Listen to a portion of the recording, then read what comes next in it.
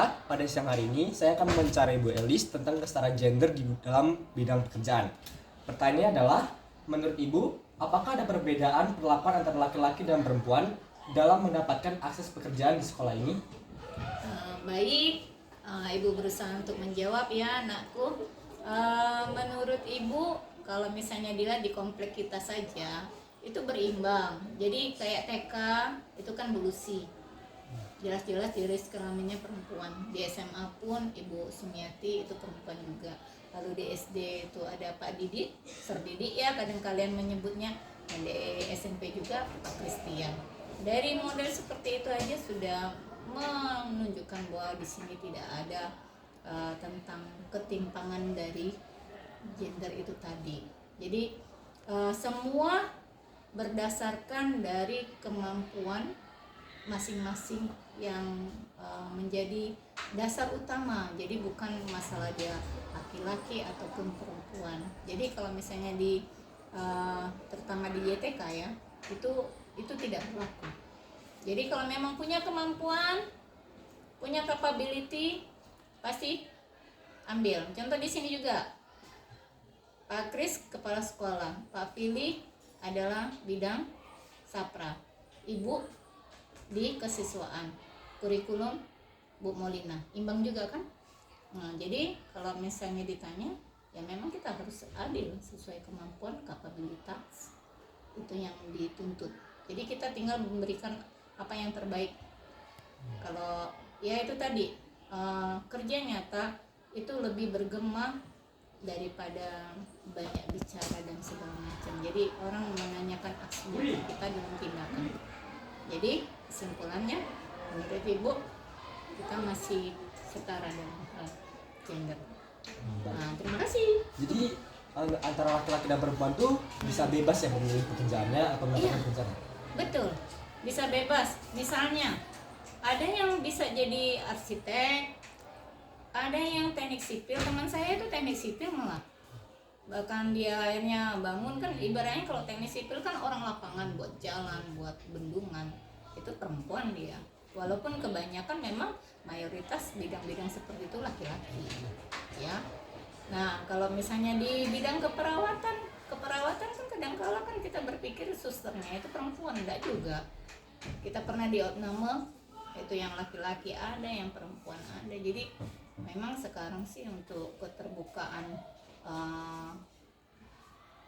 kesempatan itu rupanya sudah sama ya, sudah sama. Cuma gini, ada beberapa masih pola lama biasa itu nak ya. Kadangkala ada yang merasa bahwa laki-laki jauh lebih baik dari perempuan. Ada yang model seperti itu. Tapi saya rasa untuk kalian semua sekarang nggak seperti itu lagi ya.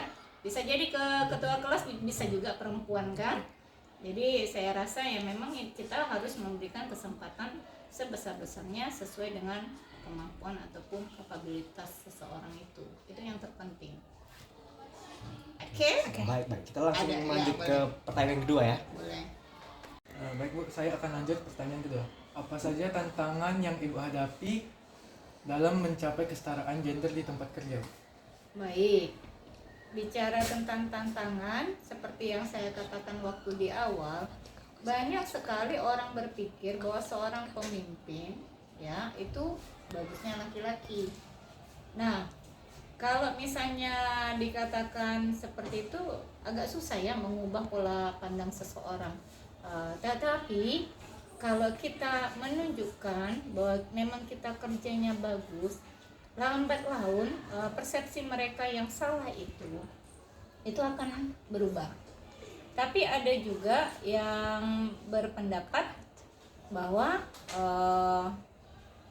kita dalam suatu pekerjaan jenis kelamin itu menentukan akan lebih bagus perempuan daripada laki-laki. Contoh ya, misalnya dalam hal BK, karena kalau BK itu kadangkala kan sifat keibuannya itu lebih tinggi. Atau misalnya kayak UKS di SD itu ya, kan ada mereka memang betul-betul minta ada yang sosok perempuan. Jadi kadangkala boleh masalah tentang jenis kelamin ini dipertimbangkan, tetapi harus sesuai penempatannya.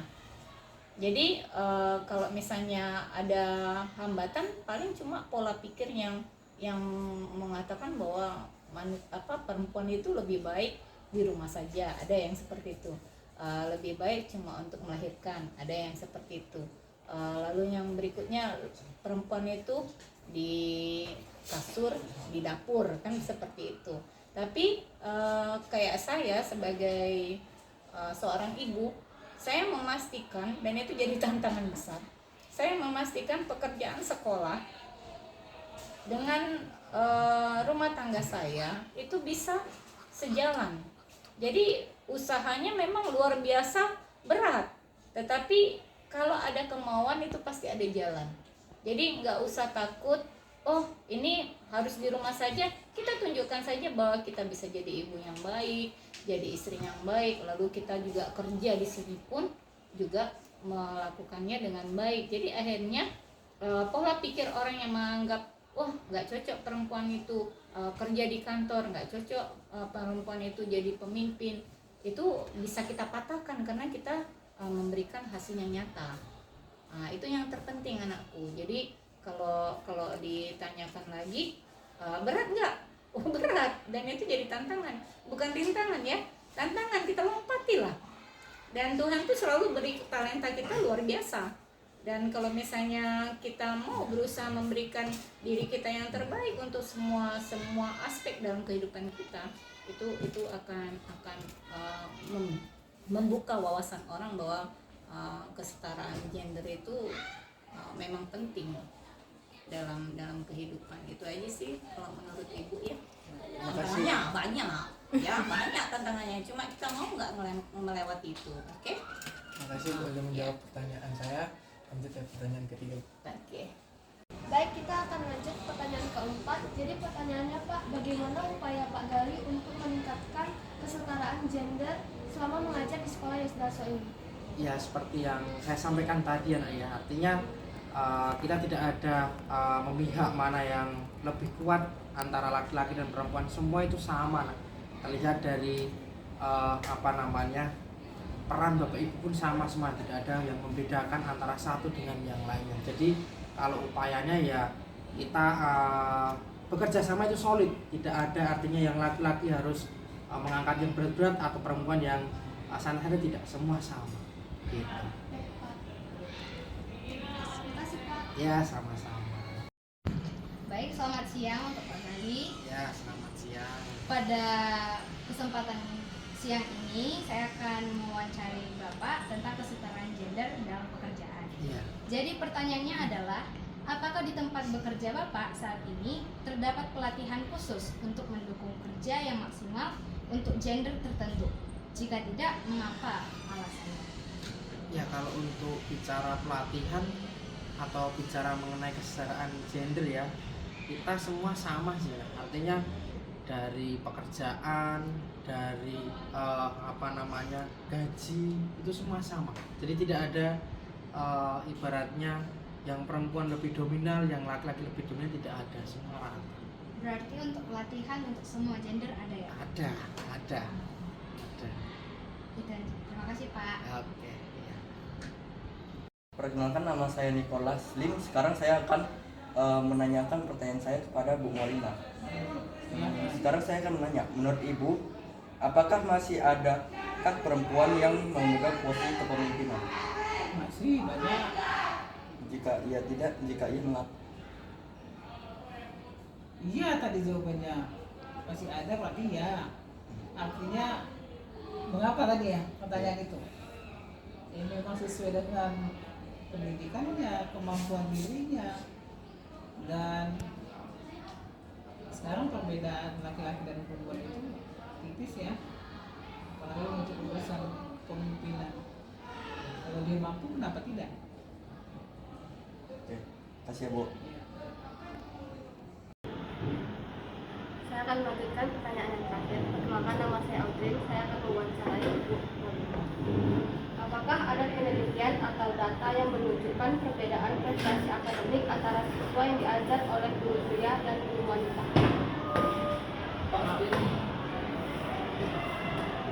Kalau penelitian ataupun data, penelitian lah ya lebih untuk yang kita lakukan belum khusus di ini ya sekolah. Tapi kalau untuk mengumpulkan data atau membuat data yang bisa digunakan jika dibutuhkan. Tapi dalam hal ini belum pernah sih dilakukan ya. Tapi inti pertanyaan tadi ulang lagi nanti intinya.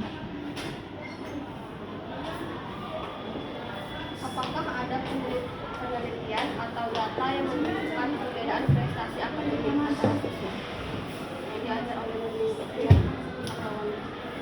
Kembali lagi seperti yang saya bilang tadi, tidak ada data atau belum kita buat pembedanya antara laki-laki maupun perempuan.